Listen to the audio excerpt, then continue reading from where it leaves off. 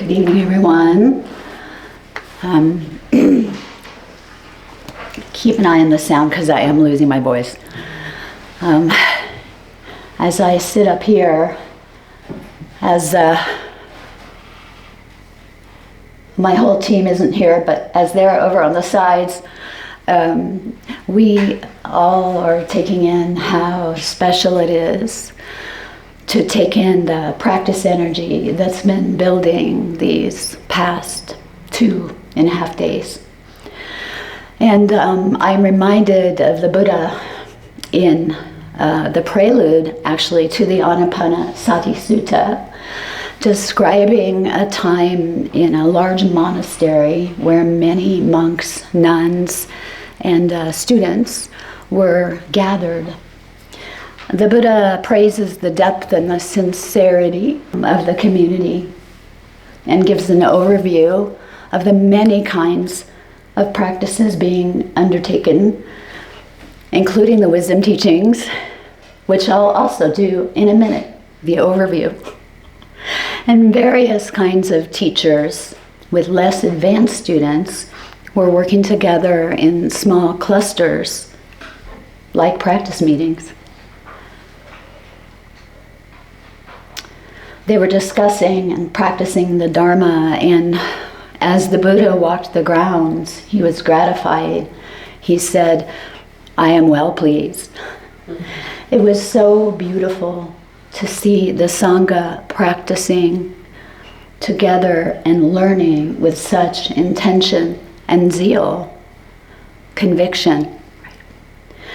And he said, "Let us keep practicing this way." It's like that with us. So please let us keep practicing this way on this beautiful retreat that we've co-created together. And be mindful not to let our thoughts drift too much to planning our departure. And with that same sense of shared energy and zeal, let's take a minute to review the key teachings that we've explored so far because of Yogi Brain, right? So Thursday night, we talked a bit about 4 ways to meet suffering mindfully. 1, know that you are suffering, and then know you're suffering, and the power of pausing to say, this is a moment of suffering, when you notice you're suffering. And then Steve reinforced the same thing last night on his lovely, lovely talk. We also reviewed the wisdom teachings of Buddhism, that Dharma that's available to us. So the 3 marks of existence, so dukkha, that would be suffering or unsatisfactoriness, anicca, impermanence, and anatta, not self. We spoke about the 4 Noble Truths and the 3 poisons, which we've been hearing about a lot, and the difference between finding wisdom from inside versus the outside.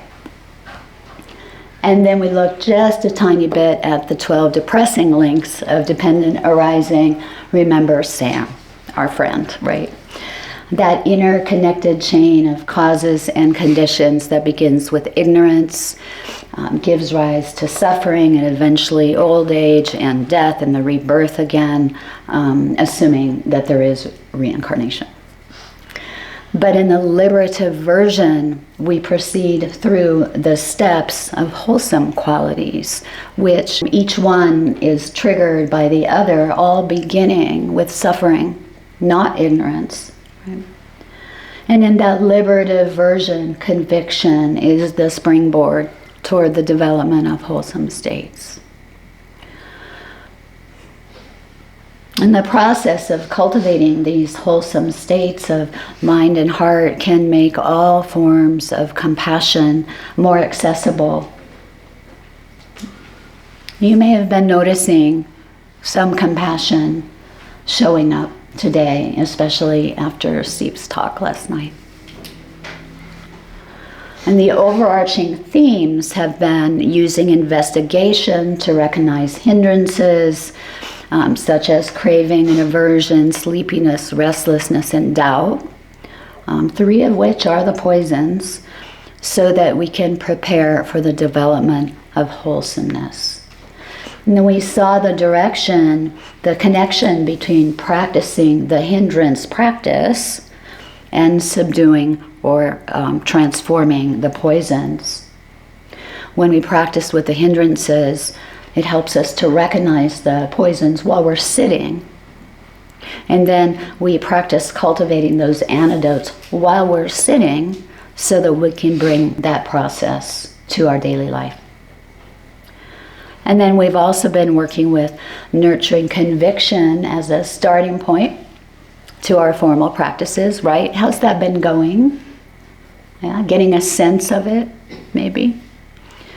And if that's been your main focus on this retreat, that's enough, more than enough. Yeah. Especially if you're new to all this wisdom stuff, that can take a little time to understand. So conviction, maybe it's simpler, but I have a lot of conviction questions. I am going to read the Webster definition of it because I had so many people ask me what conviction meant. And today we began to work with those lovely states of heart and mind, like joy, gladness, tranquility, and deep concentration, by practicing with the Anapanasati Sutta, which supports the process of liberative dependent arising. And that's a lot, and you guys are amazing. Yeah. So we're coming to see that suffering offers a profound opportunity to change course. When we can dilute or purify those poisons via the investigation, antidotes, and compassion, and we aren't as strongly caught in their grip, we can turn towards increased happiness and ease, maybe even enlightenment. And that opportunity is available to us every moment that we have contact with suffering, every moment. This evening I want to take us even further into the experience of suffering, beyond the usual flavors though. You know, everyday kinds of suffering, like when we're anxious, angry, hateful, spiteful, lonely, resentful, jealous, you know, typical everyday challenges like these.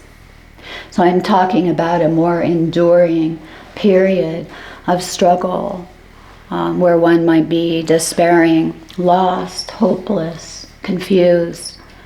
These kinds of experiences might last longer, perhaps a year or 2 or more, or even a non-praying person might get down on their knees and pray for solace, for some kind of answer, relief, clarity. It's a period of deep inner struggle where much that we once believed was questioned, and we have tremendous doubt and confusion. Why am I here? What's the point? How do I get past this? What's wrong with me? What will the future be like? Who am I? Sometimes the pain seems more than one can bear. And these struggles, though brutally painful at times, often lead to living a more authentic life, one that's congruent with new values. These new values can develop during that kind of a struggle. Perhaps we're no longer masking deepest aspirations and beliefs, or perhaps the new beliefs go against the grain of what we thought we knew, the way we were raised or enculturated. It's a universal human passage that I'm talking about. It can cause a metamorphosis, really.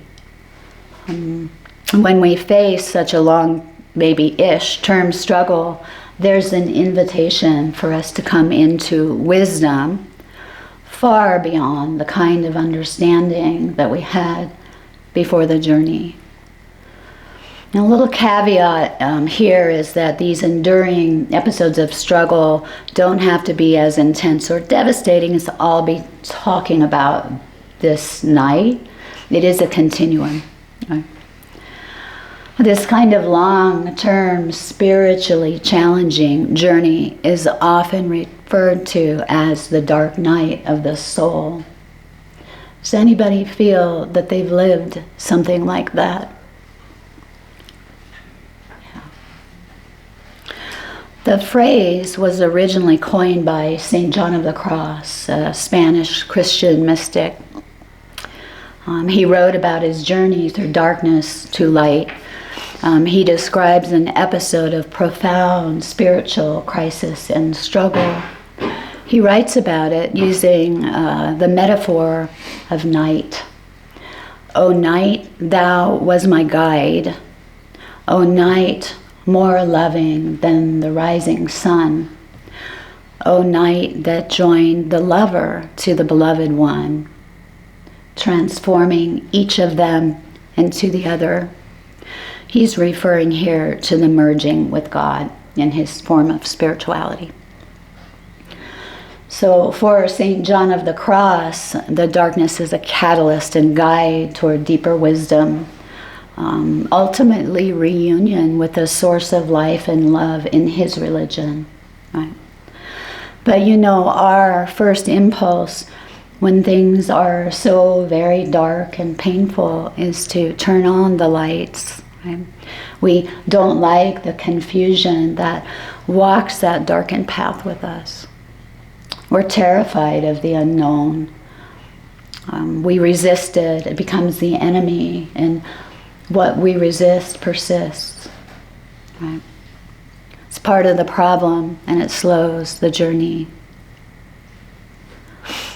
That trite affirmation, "this too shall pass," can be, in this circumstance, itself a kind of spiritual bypassing, in that it stops short of the transformative alchemy of the work that needs to be done. We can say this too shall pass if we're experiencing a little bit of annoyance, right? Right? Not in this case. There's work to be done. The great Sufi mystic and poet Rumi teaches us to embrace the full spectrum of the human experience with open arms. Many of you are as fond as this passage as I am. Even if they were a crowd of sorrows who violently sweep your house empty of its furniture, still treat each guest honorably. He may be clearing you out for some new delight. So for Rumi, darkness and sorrow, painful thoughts aren't enemies. They're honored guests and guides, not experiences to get through as quickly as possible. Also from Rumi, don't get lost in your pain. Know that one day your pain will become your cure. Also from Rumi, what hurts you blesses you. Darkness is your candle. These words speak so clearly to the transformational nature of suffering. What may feel like despair is actually the beginning of deep growth. They highlight how spiritual suffering can kindle an inner light and wisdom that guides us through the soul's darkest hours. And from Hafiz, another great Sufi poet, and one of my favorite passages, don't surrender your loneliness so quickly. Let it cut more deep. Let it ferment and season you as few humans and even divine ingredients can. Something missing in my heart tonight has made my eyes so soft, my voice so tender. Hafiz expresses the compassion that arises when we deeply experience our pain in such a remarkably poignant way. So, throughout the ages in most spiritual traditions, whether Sufi, Christian, or Buddhist, the dark night of the soul is seen as not merely a rough patch, but a crucial spiritual passage. In the context of Buddhism, the root causes of these dark nights are the three poisons: greed, hatred, and delusion, attachment, resistance, and forgetting. The Buddha endured his own version of the dark night, which we discussed. I spoke about his journey at length at the spring retreat, so I'm not going to duplicate that, although we do have emaciated Buddha here. Burnt out Buddha is somewhere, right? Yeah, there he is. But in terms of his dark night, he experienced hatred, tremendous aversion to the suffering of the world. Greed, he longed for answers. He was grabbing them. He wanted freedom. And delusion, because as he followed the teachings of other spiritual teachers of the day, he believed wrongly that forcing things like breath control or mind control or even starving himself would help him find the answers he sought. And that was wrong. That's ignorance, delusion, right? So greed, hatred, and delusion on the Buddha's dark night of the soul. It wasn't until he let go of all of that he surrendered, right? That he found the answers he sought and the freedom that came with that. And to do this, he just sat and allowed everything to come and go while he faced his fears, his demons, under the Bodhi tree. And those insights that came to him are the wisdom teachings that we still use today. The Buddhist insight is that as we actually work through the poisons using the antidotes, we grow in wisdom and the truth of things. The Dharma is revealed, including the three marks we spoke of. So we have three poisons with three or more antidotes and three marks, all of them woven together in this passage through the dark night of the soul. Everything is connected in Buddhism. So we awaken to the truth of the three marks, for example, on our darkest paths. It's impossible to travel those roads without beginning to grasp them. For instance, we can't make progress without touching our suffering and accepting the struggle. Right? We gain more insight into dukkha, its causes and its ceasing. And then we become more attuned to the river of change, or anicca, because we must give in, we must surrender to the changes that we're faced with. And then as we break down old beliefs and ego attachments, we gain insight into anatta, not self. And so as we begin to live in harmony with these three marks, the tide begins to turn and the path is more clear. The three clusters of antidotes, gratitude, contentment, loving kindness, trust, wisdom, and clarity, are really practical frameworks for traveling through the dark night of the soul. Because as we're learning, we can transform core suffering, the poisons, into a renewed and awakened presence. And it's precisely because of working with these poisons, with the antidotes, during the dark night that allows the painful experience to become that vehicle for spiritual awakening. It's working with the poisons and the antidotes. As the suffering is recognized as a purification and a shedding of false attachments, aversions, and ignorance.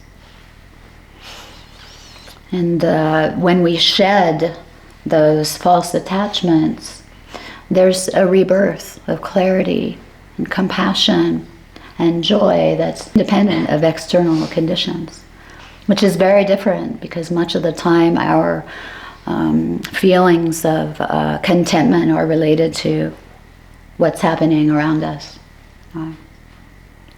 So we can move from greed to gratitude and contentment because we're losing those previous attachments and comforts, and we have to let go. We have to surrender. Cultivating gratitude for what we do have helps dissolve the craving and opens us to acceptance and contentment. We can shift from hatred to loving kindness and trust, because that anger, fear, or aversion that might surface during the dark night can be met with loving kindness, compassion. Loving kindness to the world also, who we may rage against in a dark night, softens the heart's resistance and allows sort of a deeper integration of the shadow aspects of yourself.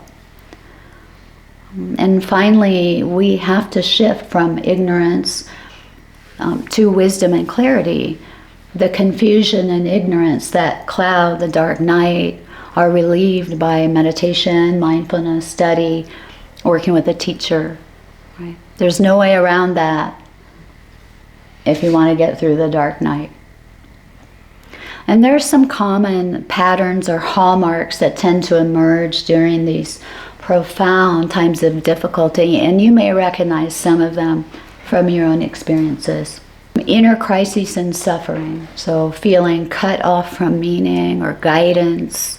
Could be a milder version of confusion and questioning about the meaning of your life or the direction. Ego death, so the disidentification of the old self. The story you built about who you are must change, right?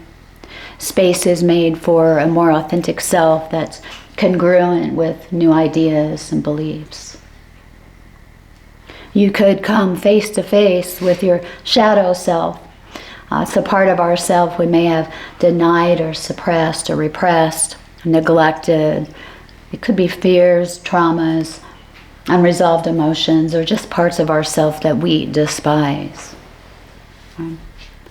Could be a loss of meaning or certainty. Conditioned ideas or habits are interrupted. In less dramatic cases, you could just be confused, maybe feeling the pull of a new direction in life, but not trusting that direction, fearful of taking the first steps. You could have feelings of emptiness and isolation. So a deeper sense of purpose may have vanished. Compassion often emerges here, as we all have inner reserves of compassion that can make our hearts more tender in response to suffering. But in order to find freedom and passage through this time, you have to surrender and let go of control. You have to trust the process despite the uncertainty and fear. And you have to release clinging and aversion. We've all traveled through some kind of dark night of the soul. Perhaps if you're younger, the challenges haven't been quite as filled with confusion, sorrow, and grief that can happen and will happen the longer your life journey becomes, right? But there's no escaping difficult times, no matter how old we are. In my own darkest night, which lasted on and off for years, I struggled to make sense of how my life had unfolded, particularly in regards to, as some of you know, having two very difficult kids with multiple psychiatric and learning disabilities. The poisons of greed and hatred festered and burned, making every day a challenge. The deep longing for normalcy, for normal kids with normal problems who could graduate, go to college, maintain relationships, support themselves, maybe even take care of me in my old age, seemed unquenchable. My grief was endless. The poison of hatred consumed me. Hatred of my circumstances, myself, the world, society, sometimes on the surface, my kids. I had aversion to all of it. Some days I would wake up in disbelief. How could this be happening?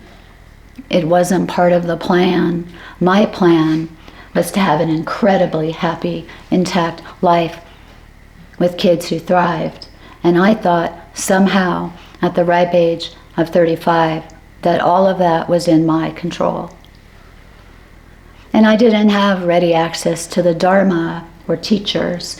That was several decades ago when, that kind of training really wasn't available at all. What I had was the kind of well-intentioned support that suggested more problem solving, more interventions, more school meetings, more self-care, more trying. And all that trying perpetuated the problem. That there was something that could be done to fix it. It was an insidious reflection of our do-it-better culture. And I had clung to a story about myself as being a good mother, and since good mothers don't have these brutal problems with their kids, my very identity was threatened. And this was the turning point, really. I had to reconstruct a new narrative, one that made sense, made room for the challenges I was facing. I learned to let go. I learned there's very little I can control, especially my children. Over and over and over, I had the opportunity to practice more and more unconditional acceptance of things as they were, radical acceptance. I found my way to mindfulness in the Dharma. I began to practice. I read and studied. I learned loving kindness and compassion, and every night, after turning off the lights as I curled up in bed, I repeated loving kindness phrases like a prayer. And I did this for years. And this was absolutely an antidote to the aversion that I struggle with every day. And throughout all of that, a rebirthing happened. And suffering and uncertainty to that degree was necessary on my path to being a more awakened being. They were labor pains, really. And for me, and maybe for others, sometimes there's a flickering, guiding light that you may not be able to see or understand, but somewhere in your heart there's some kind of a pull or a tug, and you turn that way. Or there may be times when it's pitch black and you feel lost, and that's when trust, conviction even, can be your guide. Some of you will not have experienced a dark night of the soul that's this dark, and hopefully never will. But I do know some of you who maybe have been on such a journey. And for certain, everyone in this room has had some form of hardship that, as you navigated your way through it, led to increasing levels of wisdom and compassion. And you may not have had exposure to the teachings we've been discussing, the knowledge from a Buddhist perspective or training, but still you navigated and evolved. And dark nights of the soul, whatever way they come to us, they build strength and resilience and confidence in one's ability to face anything. Could be like the way trees grow thicker in the winter during stormy season. In Japan, when a vase or bowl breaks, they put it back together with gold. So the cracks are now golden, and it's like that with us. We're strong in the broken places. For me, I emerged from the darkness a teacher, a mindfulness teacher. In the acknowledgement section of my book, I gave the deepest of bows to my children, my most strident teachers of equanimity. I wouldn't be right here, right now, if it weren't for them. Right? A quote by Christine Caine. Sometimes when you think you're in a dark place, you think you've been buried, but you've actually been planted. So we'll do a reflection now, all of us, on the hardest time in each of our lives and what that was like and what came out of it, and we'll investigate that journey. Even though you may not have been studying and practicing, we can be curious about those root causes and whether some wisdom teaching showed up, and about the role of compassion and loving kindness.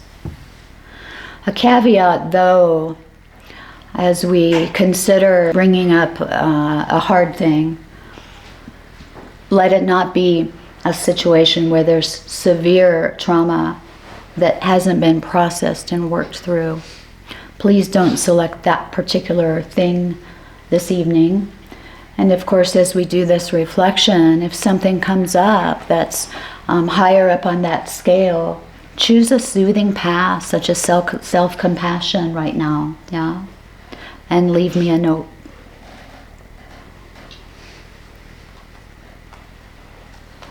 So closing eyes and settling into your body. Finding an upright posture that supports inner strength and wisdom. Taking a few mindful breaths.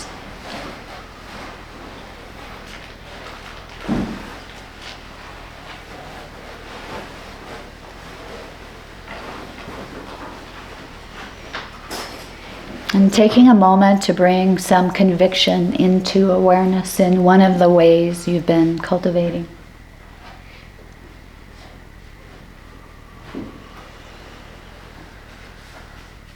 And deliberately taking a few long, deep breaths, noticing what each one feels like. It's about knowing you're breathing in a long breath and knowing you're breathing out a long breath.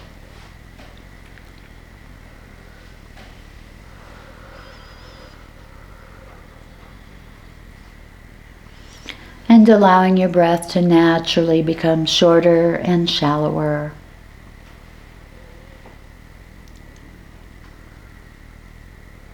And now aware of the whole body as you breathe in and out. Scanning the body up and down. Dropping awareness into the body. The body breathing. Breath and body as one.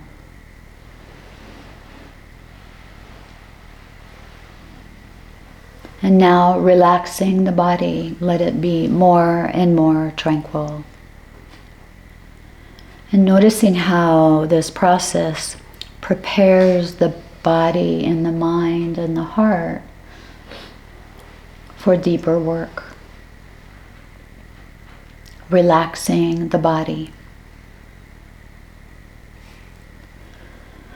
And then reflecting for a moment on a hard thing you've faced thus far, and maybe the hardest. Could be your darkest night with that caveat about trauma.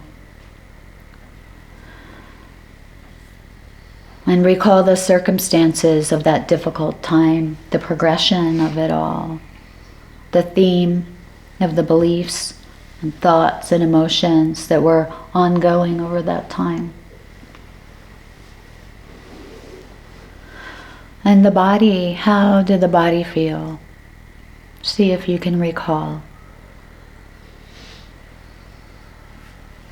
And we'll reflect on the poisons that were present, because they surely were. First, were you in resistance to the circumstances, in denial, pushing it away, clamping down on it, minimizing it?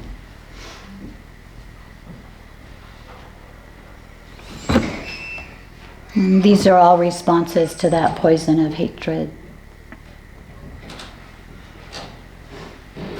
What exactly were you resisting?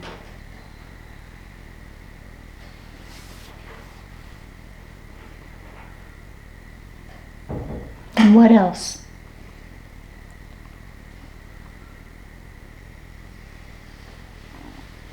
And what else?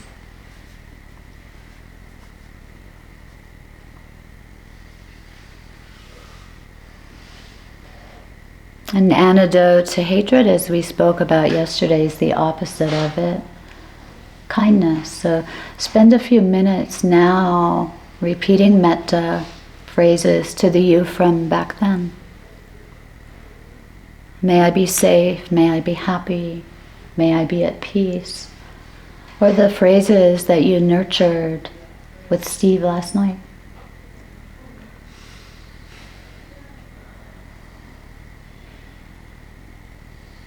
And offering some self-compassion. I care about this suffering.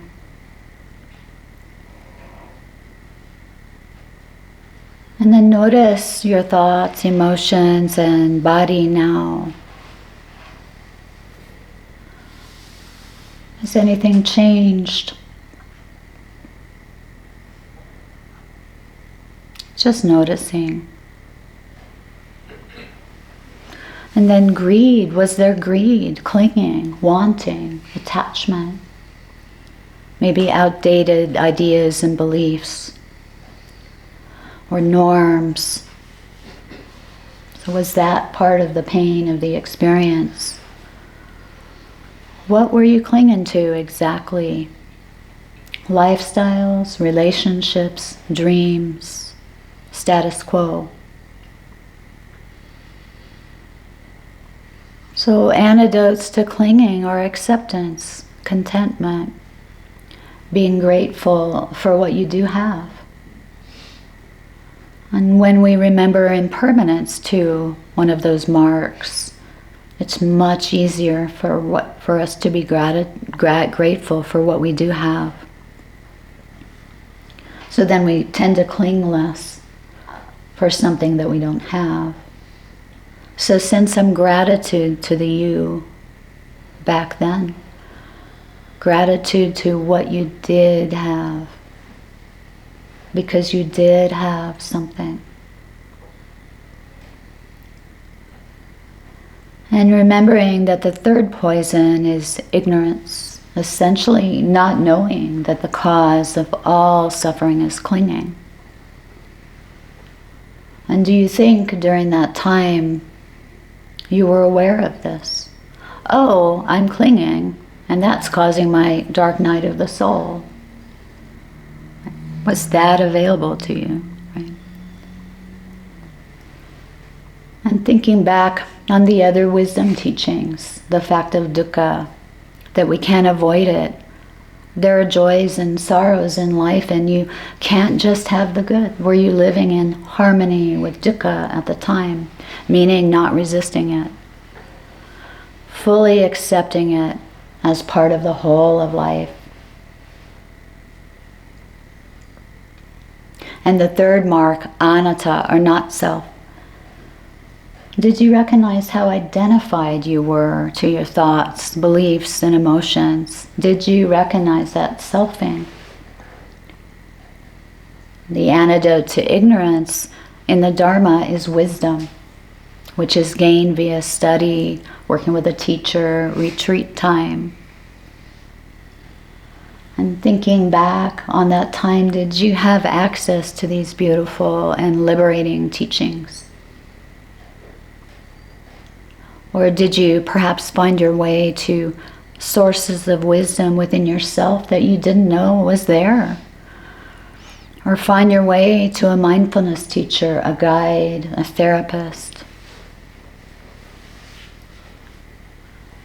And then what would that journey have been like if those teachings were readily available to you?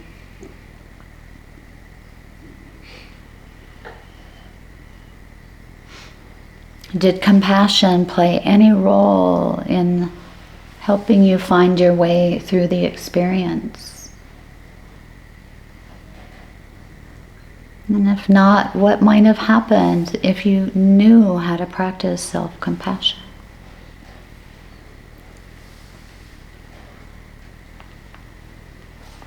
And taking a minute now to let all of that be, grounding back in the body.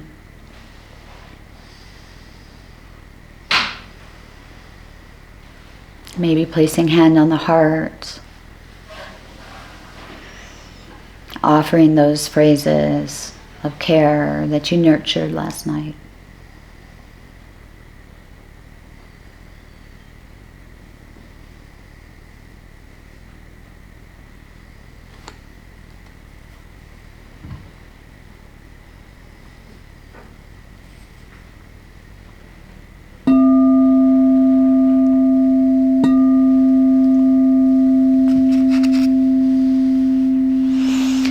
It's possible that in your journey, like mine, you may have either discovered aspects of these truths on your own just by traveling the path, or that you read and studied and worked with a teacher, or found your own way to these truths just by following your own inner light, which happens, it's really common. In my own experience, that dark night began when my practice was new and intensified it. There was no specific teacher or class at the time. It was a few decades ago. At the time I tried to practice correctly alone, without a sangha. Teachers were really hard to come by in those days. Buddhism had barely come to the West, really. You all may not know how fortunate you are to have ready access to a sangha, a teacher, and trainings. And that's why I was eventually able to fully let go, to make it not about me, stop selfing, offer compassion and kindness to myself and all the others involved. That journey would have maybe been longer still without the teachings, without study. From Pema Chodron, in the process of discovering our true nature, our journey goes down, not up, as if the mountain pointed toward the earth instead of the sky. We move down and down and down, and with us move millions of others. There are companions in awakening. Right there we discover a love that will not die.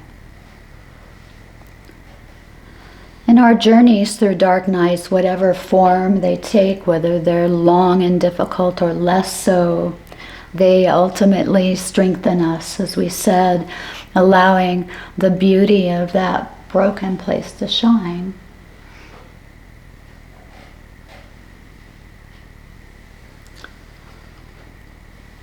Hoping that our hearts can be more tender and our eyes more soft when welcoming both the pain and the promise of awakening. From Lao Tzu, when I let go of what I am, I become who I might be. And when I let go of what I have, I receive what I need.